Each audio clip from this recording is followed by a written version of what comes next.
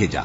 وَيَقُولُونَ طَاعَةٌ فَإِذَا بَرَزُوا مِنْ عِنْدِكَ بَيَّتَ طَائِفَةٌ مِّنْهُمْ غَيْرَ الَّذِي تَقُولُ وَاللَّهُ يَكْتُبُ مَا يُبَيِّتُونَ فَأَعْرِضْ عَنْهُمْ وَتَوَكَّلْ عَلَى اللَّهِ وَكَفَى بِاللَّهِ وَكِيلًا أَفَلَا يَتَدَبَّرُونَ الْقُرْآنَ وَلَوْ كَانَ مِنْ عِنْدِ غَيْرِ اللَّهِ لَوَجَدُوا فِيهِ اخْتِلَافًا كَثِيرًا۔ اور یہ لوگ منہ سے تو کہتے ہیں کہ آپ کی فرما برداری دل سے منظور ہے، مگر جب تمہارے پاس سے چلے جاتے ہیں تو ان میں سے بعض لوگ رات کو تمہاری باتوں کے خلاف مشورے کرتے ہیں، اور جو مشورے یہ کرتے ہیں اللہ ان کو لکھ لیتا ہے۔ سو ان کا کچھ خیال نہ کرو اور اللہ پر بھروسہ رکھو، اور اللہ ہی کافی کارساز ہے۔ بھلا یہ قرآن میں غور کیوں نہیں کرتے؟ اگر یہ اللہ کے سوا کسی اور کا کلام ہوتا تو اس میں وہ بہت سا اختلاف پاتے۔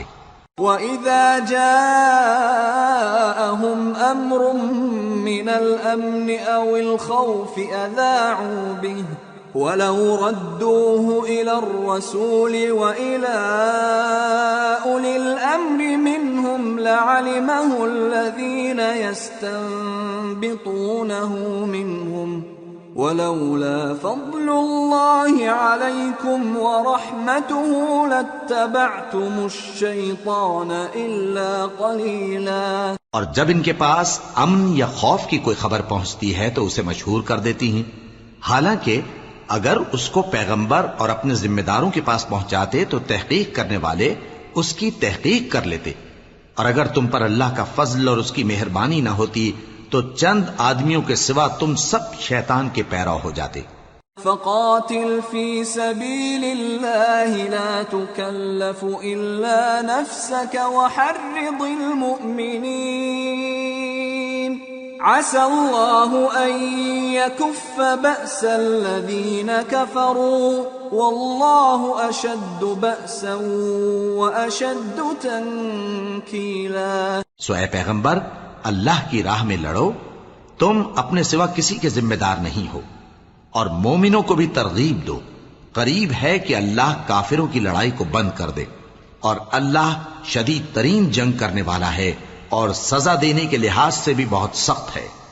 من يشفع شفاعة حسنة يكن له نصيب منها ومن يشفع شفاعة سيئة يكن له كفل منها وكان الله على كل شيء مقيتا۔ جو شخص نیک بات کی سفارش کرے تو اس کو اس کے ثواب میں سے حصہ ملے گا، اور جو بری بات کی سفارش کرے اس کو اس کے عذاب میں سے حصہ ملے گا، اور اللہ ہر چیز پر قدرت رکھتا ہے۔ وَإِذَا حُيِّيتُم بِتَحِيَّةٍ فَحَيُّوا بِأَحْسَنَ مِنْهَا أَوْ رُدُّوهَا إِنَّ اللَّهَ كَانَ عَلَى كُلِّ شَيْءٍ حَسِيبًا۔ اللَّهُ لَا إِلَٰهَ إِلَّا هُوَ لَيَجْمَعَنَّكُمْ إِلَى يَوْمِ الْقِيَامَةِ لَا رَيْبَ فِيهِ وَمَنْ أَصْدَقُ مِنَ اللَّهِ حَدِيثًا۔ اور جب تم کو کوئی دعا دے تو جواب میں تم اس سے بہتر کلمے سے اسے دعا دو یا انہی لفظوں سے دعا دو، بے شک اللہ ہر چیز کا حساب لینے والا ہے۔